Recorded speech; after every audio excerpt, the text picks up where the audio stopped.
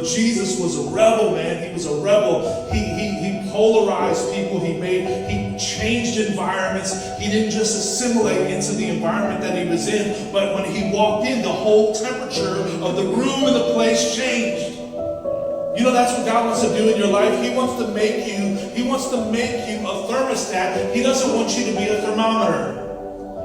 What's the difference between a thermometer? What does a thermometer do? I used to always want to bust these as a kid in school because they told me, oh, don't break it. If the mercury comes out, they'll have to.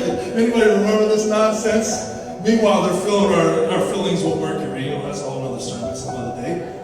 Don't bust the thermometer, man. The mercury, they'll have to evacuate. So this little Patrick Dillon looking for all the thermometers on pop. What do? They tell you the temperature of a room, but what does a thermostat do? Those of you, there's a lot of HVAC guys in here. Shout out to Four Star Mechanical.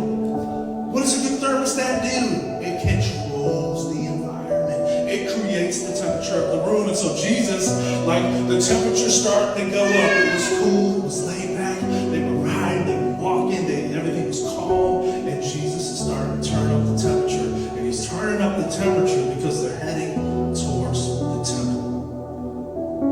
Because unlike our time, this never happens in our world today, the temple and the church had lost the plot. They lost the plot. The people who were supposed to be showing the world what God looked like were actually using religion. I'm so glad this doesn't happen anymore. They were using religion to oppress and exploit people. They were using religion to take advantage of people. They were using religion to extort people for exorbitant amounts of interest and money. And it was a racket. Aren't you so glad it never happens anymore?